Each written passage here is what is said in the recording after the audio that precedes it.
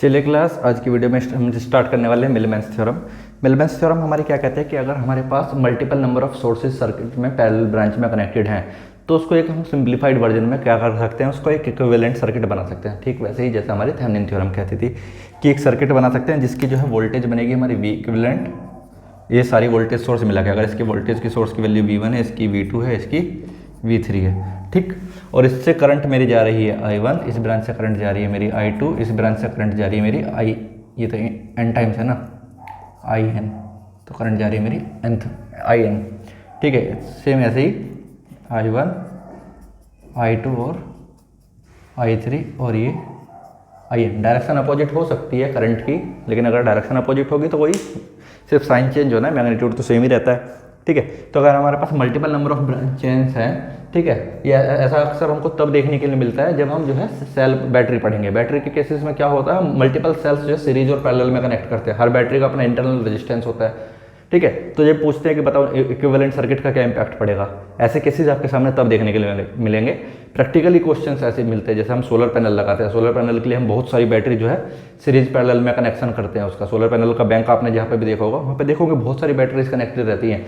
तो उसका इक्विवेलेंट क्या रिजल्ट निकल रहा है, क्या मेरी वी इक्विवेलेंट बन रही है, कितना उसका इक्विवेलेंट इंटरनल रेजिस्टेंस बनेगा, लोड रेजिस्टेंस में कितना कनेक्ट करूँ तो मेरी कितनी करंट फ्लो करेगी, वो सारी चीज़ वहाँ पे कैलकुलेट होती है। तो मिलमेंस थ्योरम की जरूरत पड़ती है। ठीक है, ऐसा नहीं है कि बिना फालतू वाली ये फालतू की कोई थ्योरम है, इसका सच में यूजफुल थ्योरम है। ठीक है, तो अगर हमारे पास इस तरीके का सर्किट है तो हम इसको ऐसे इक्विवेलेंट में किस प्रकार कन्वर्ट कर सकते हैं, बस वही देखना है हमको। उस पर बेस्ड हम एक या दो क्वेश्चन देख लेंगे और बहुत है उतना। ठीक है, क्योंकि ज़्यादातर क्वेश्चन इस पर बेस्ड आते नहीं हैं। जितना अभी तक हम थ्योरम पढ़ चुके हैं, मैक्सिमम 95% क्वेश्चन जो है उन्हीं थ्योरम से पूछे जाते हैं। लेकिन 5% का भी रिस्क क्यों लेना, जब पढ़ ही रहे हैं तो एक दो वीडियो बना एक्स्ट्रा करने में तो कुछ नहीं जा रहा है। ठीक है, लेकिन कम से कम इस बात को तो संतुष्टि रहेगी ना कि हमने कुछ छोड़ा नहीं है। ठीक है, तो अगर हम जो है इसका इक्विवेलेंट बनाने लगे तो देखो सारी जो करंट है वो सब का सब अगर मैं आई टोटल बोलूँ, आई टोटल करंट कितना होगा, I1 plus I2 plus I3, जितनी भी ब्रांचेस सारी मिला के IN तक।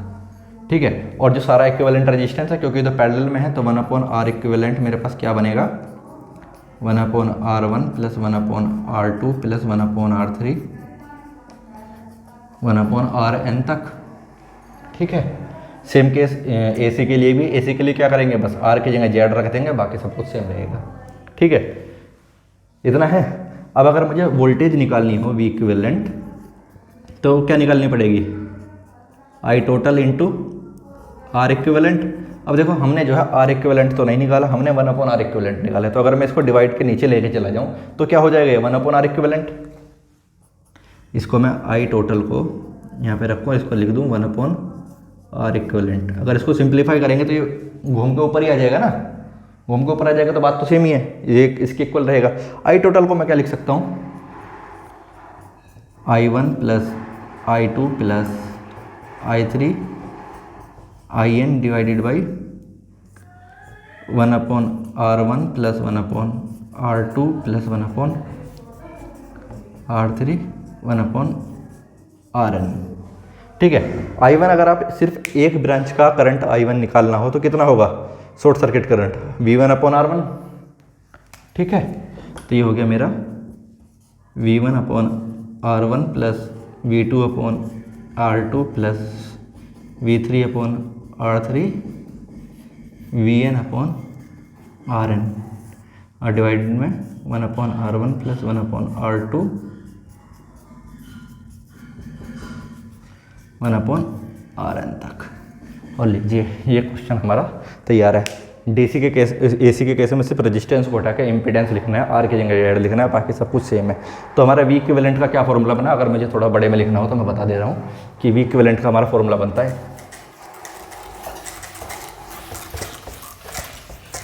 वी इक्विवेलेंट का हमारा फॉर्मूला बना V1/R1 V2/R2 VN/RN डिवाइड में 1/R1 प्लस 1/R2 और RN तक। और DC के केस में V1/Z1 V2/Z2 VN/ZN और 1/RZ 1/RZ2 1/ZN तक। ठीक है, तो ये हमारे वी इक्विवेलेंट का फॉर्मूला बना। अब ये फॉर्मूला देखने में आपको थोड़ा कॉम्प्लेक्स लग रहा होगा, लेकिन मिलबेंस थ्योरम का जो इक्विवेलेंट सर्किट बनाने का फॉर्मूला आता है, वी इक्विवेलेंट बनाने का फॉर्मूला आता है, वो यही आता है। इस पर बेस्ड जब हम क्वेश्चन करेंगे तो आपको समझ में आएगा कि ये किस तरीके से यूजफुल है। चलिए समझने के लिए क्वेश्चन कर लेते हैं। ये फॉर्मूला ध्यान रखना है भाई, इसको हेडिंग कर लेना, स्टार कर लेना, इनफैक्ट क्रॉस बॉक्स में बॉक्स बंद करके इसका और उसको स्टार लगा लेना, क्योंकि ये ज़रूरी फॉर्मूला है, बहुत बार पूछ लिया जाएगा आपको और यूज भी पड़ेगा। ठीक, तो हमारे पास क्वेश्चन है पहला क्वेश्चन हमारा क्या कहता है कि ये हमारे पास ये सर्किट है,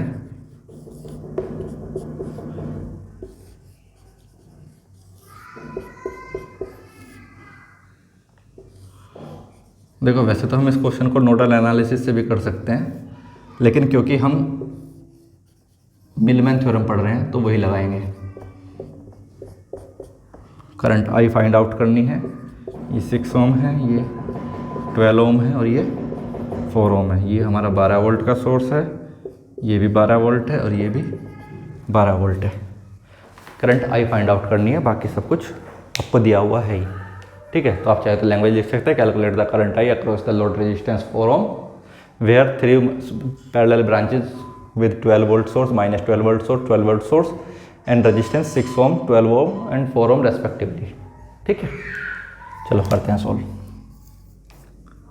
तो इसका सॉल्यूशन बनता है जैसा कि हमने पढ़ा अभी जस्ट क्या कि V equivalent equals to V1 upon R1 plus V2 upon R2 plus V3 upon R3 divided by 1 upon R1 plus 1 upon R2 plus 1 upon R3, क्योंकि इसमें 3 ही पैरेलल ब्रांचेज है तो 3 तक ही लेना है।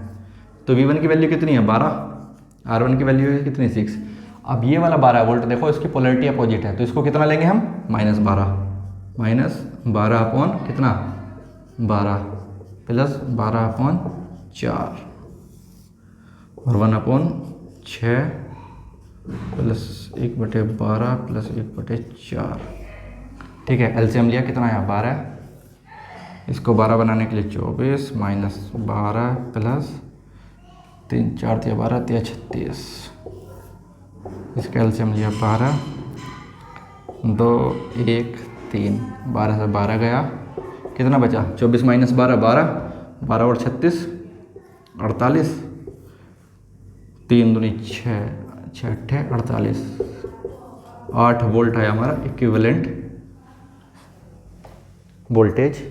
और आर इक्विवेलेंट कितना बनेगा हमारा, ये वाला सर्किट ये 1 अपॉन आर इक्विवेलेंट के बराबर था, तो आर इक्विवेलेंट कितना बना 6/12। आर इक्विवेलेंट आ गया मेरे पास कितना 2 ओम। ठीक है, 2 ओम आ गया, तो ठीक है सर्किट बना लेते हैं एक बार।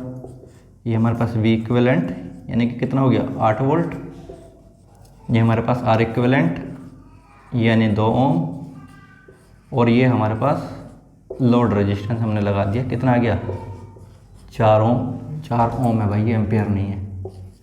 करंट I निकालनी है, I निकाल लो। I equals to total voltage 8 upon total resistance 2 + 4, 8/6 कितना आ गया 4/3 1.33 एम्पियर। ठीक है, इतना भी मुश्किल नहीं है, थोड़ा सा है लेकिन इतना नहीं है। ठीक, कोई डाउट हो तो बताना मुझे, हालांकि होना तो चाहिए नहीं क्योंकि वही फॉर्मूला है, बस V1 V2 V3 की वैल्यू रख दी है। साइन का थोड़ा ध्यान रखना कि माइनस कब लगेगा। अगर हमने पॉजिटिव टर्मिनल ऊपर वाले को प्लस माना है तो पॉजिटिव टर्मिनल नीचे वाले को हम माइनस मानेंगे। ठीक है, आप जिस डायरेक्शन में पॉजिटिव ले रहे हैं उससे दूसरी डायरेक्शन का आपको नेगेटिव वोल्टेज सोर्स लेना पड़ेगा। ठीक है, अब देखो हमने ऊपर वाला पॉजिटिव माना था, हमारा आंसर पॉजिटिव आया तो हमने ऊपर वाली बैटरी भी पॉजिटिव में ही लगाई है, ऐसा नहीं कि हमने इसको उल्टा कर दिया। अगर हम नीचे वाला पॉजिटिव मानते और ये हमारा पॉजिटिव में आता तो हम इसको नीचे वाला पॉजिटिव टर्मिनल नीचे रखते, इसमें कन्फ्यूजन नहीं होना है। ठीक है, इसके अलावा 1-2 क्वेश्चन और देखते हैं और फिर निपटाते हैं थ्योरम जल्दी जल्दी, बहुत लंबा टाइम हो गया सिर्फ थ्योरम पढ़ते पढ़ते। इसके बाद जो है जल्दी से ट्रांजेंट स्टार्ट करेंगे। ट्रांजेंट के बाद अभी हमारा बचता है क्या मैग्नेटिक कपल, मैग्नेटिक सर्किट और बचा हुआ है। मैग्नेटिक सर्किट कंप्लीट हो जाएगा तो फिर आपका जो नेटवर्क थ्योरम कंप्लीट होने के कगार पर रह जाएगा, फिर बस 2 पोर्ट बचेगा, है ना। चलिए सर्किट बना दे रहा हूँ मैं। क्या सर्किट है हमारा,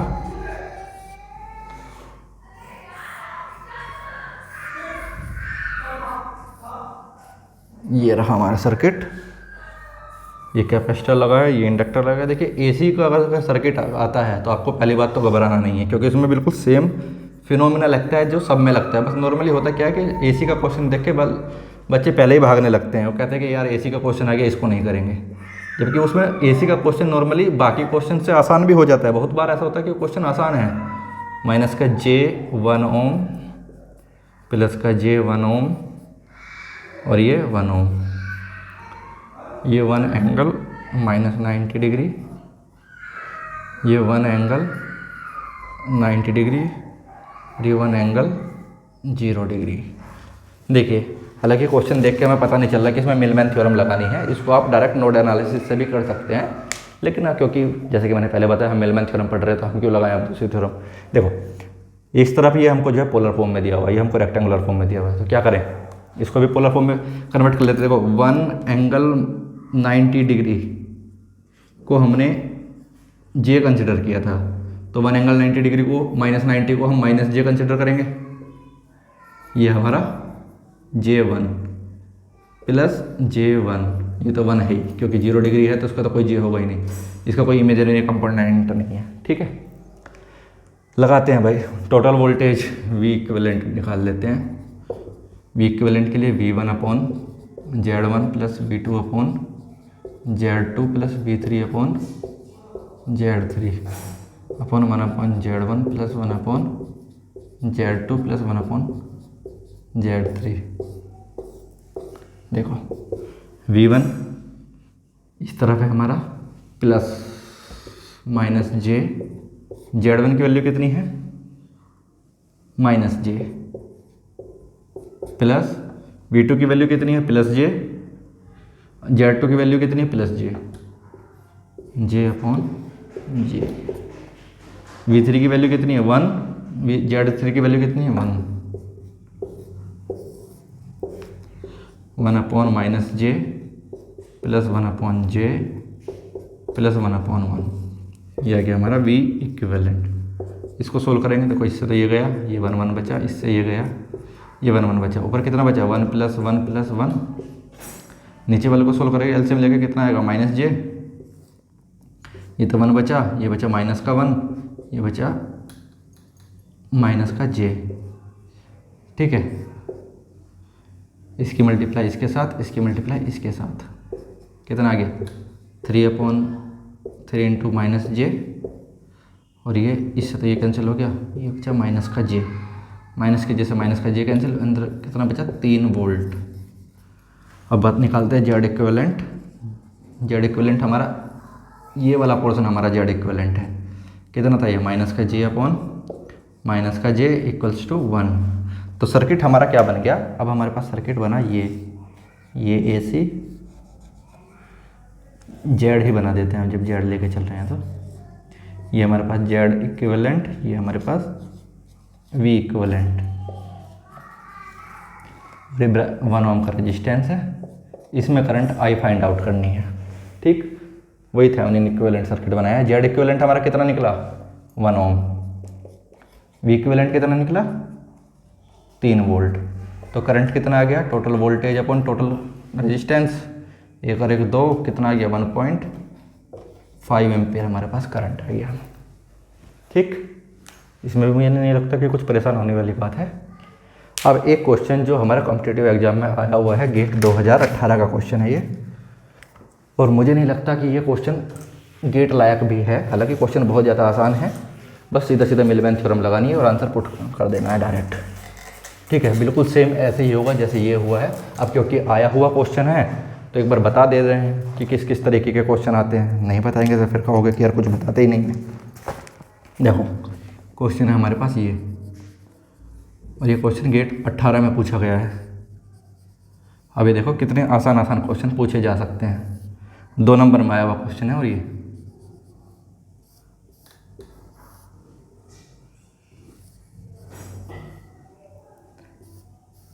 ये हमारे पास सर्किट है। ये हमारे पास 50 ओम ये 200 वोल्ट, ये 40 ओम, 160 वोल्ट, 25 ओम, 100 वोल्ट, 80 वोल्ट और ये 20 ओम। और हमारे पास लोड रेजिस्टेंस है कितना, 20 ओम का। करंट आई निकालनी है, निकाल दे रहे हैं। चलो भाई बंद हो जा। करंट आई निकाल दे रहे हैं। देखो इसमें 2 बैटरी का पॉजिटिव टर्मिनल ऊपर है, 2 बैटरी का पॉजिटिव टर्मिनल नीचे है। तो आप में से किसी एक बैटरी को आपको पॉजिटिव मानना पड़ेगा। मैं यहाँ पे पॉजिटिव टर्मिनल ऊपर वाले को पॉजिटिव मान रहा हूँ, तो नेगेटिव टर्मिनल, पॉजिटिव टर्मिनल नीचे वाले को मैं क्या करूँगा, नेगेटिव वोल्टेज सोर्स कंसिडर करूँगा। ये मत कहना कि बैटरी तो 100 वोल्ट ही लगी हुई तो -100 क्यों लिखा, क्योंकि अगर मैं इसको ऊपर ही कर दूँ, इस बैटरी को अगर मैं ऊपर लगा दूँ, इस ऐसे की जगह ऐसे कर दूँ, तो ये सीधा सीधा -100 वोल्ट हो जाएगा। ठीक है, या फिर लिख ही देते हैं ना -80 वोल्ट। ठीक है, अभी कोई कन्फ्यूजन नहीं रहेगा। देखो वही फिर से V1/R1, क्योंकि इसमें 4 सोर्स लगे हैं तो V2/R2 plus V3/R3 plus V4/R4 और डिवाइडेड में 1/R1 plus 1/R2 plus 1/R3 plus 1/R4। V1 की वैल्यू कितनी है, 200/50। V2 की वैल्यू 160/40 माइनस 100/25 माइनस 80/20 डिवाइड में 1/50 प्लस 1/40 प्लस 1/25 प्लस 1/20। 50, 40, 25 और 20 एलसीएम लोगे कितना आएगा, 200 आना तो चाहिए। 200 आएगा तो 200 ले लेते हैं। ये आ गया 200 एलसीएम। ठीक है, करो सोल्व। इसका भी एलसीएम 200 ही आएगा। ठीक है, 50 को 200 बनाने के लिए किससे मल्टीप्लाई करनी पड़ेगी, 4 से, 40 को 5 से, 25 को 8 से और 20 को 10 से।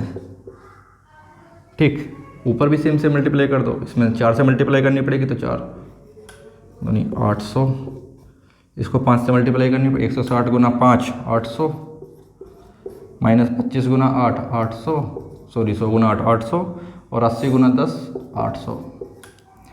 इससे ये गया, इससे ये गया, 200 से 200 गया, बचे मैं कितना बचा, 0 में कुछ भी बचा हो, कितना बचा ये, 8 और 4 12, 12 और 5 17, 17 और 10 27। लेकिन आंसर तो 0 ही आएगा। अब वोल्टेज 0 है तो रेजिस्टेंस की वैल्यू कुछ भी आए जेड इक्विवेलेंट की, एट द एंड तो 0 ही बचेगा, क्योंकि जब वोल्टेज ही नहीं है तो करंट क्या कहाँ से आएगी। ठीक है, ये हो गया हमारा मिलवेन थ्योरम। अब हमारे पास एक छोटा सा टॉपिक बचा है, वो है हमारा टेलीगन्स थ्योरम का। नेक्स्ट वीडियो में ये और बता देंगे टेलीगन्स थ्योरम क्या करती है, उस पर बेस्ड जो थ्योरेटिकल क्वेश्चन हमारे सामने आए हैं, 2 या 3 क्वेश्चन हैं वो और करा देंगे और हम ख़त्म कर देंगे नेटवर्क थ्योरम ख़त्म। ठीक है, लगभग 41 वीडियो हमारी हो जाएंगी तब तक। उसके बाद हम देखेंगे ट्रांजिएंट, 9 वीडियो ट्रांजिएंट की और 50 वीडियो में लगभग 90% हमारा नेटवर्क कंप्लीट हो जाएगा। फिर जो बचेगा वहाँ बचेगा हमारा मैग्नेटिक कपल सर्किट और 2 पोर्ट। ठीक है, मैग्नेटिक कपल सर्किट 2 पोर्ट कराने के बाद फिर हम कुछ वीडियो कंप्लीट जो हमारे टेस्ट होते हैं उनको प्रैक्टिस करेंगे कि कंप्लीट वीडियो होने के बाद टोटल सब्जेक्ट से रिलेटेड किस किस टाइप के इंपॉर्टेंट क्वेश्चन आते हैं वो देखेंगे। लेकिन एट द एंड खींच देंगे हम 60 वीडियो तक, घबराने वाली बात नहीं है। टोटल 60 वीडियो कवर करेंगे। 60 से कम रह जाती तो 4 वीडियो होगी, तो 4 वीडियो में कम से कम 200 क्वेश्चन करेंगे। 200 ज़्यादा तो नहीं हो जाएंगे, नहीं करेंगे 200 ही, घबराना नहीं है। देखो क्वेश्चन करने से नहीं घबराना है, क्योंकि जितनी ज़्यादा प्रैक्टिस तुम यहाँ करोगे उतनी ज़्यादा फ्लुएंसी तो आपकी पेपर में रहेगी, जितनी ज़्यादा आपकी स्पीड पेपर में रहेगी उतने आपकी नौकरी लगने के चांसेस ज़्यादा है। एट द एंड आपको याद आएंगी ये मेहनत के पल कि हाँ अभी मेहनत कर ली थी तभी तो बाद में जो सफलता हाथ लगी है। नहीं तो भैया हाँ, बेरोजगारी तो आपको पता ही है कहाँ तक जा रही है। ठीक है, मिलते हैं अगली वीडियो में।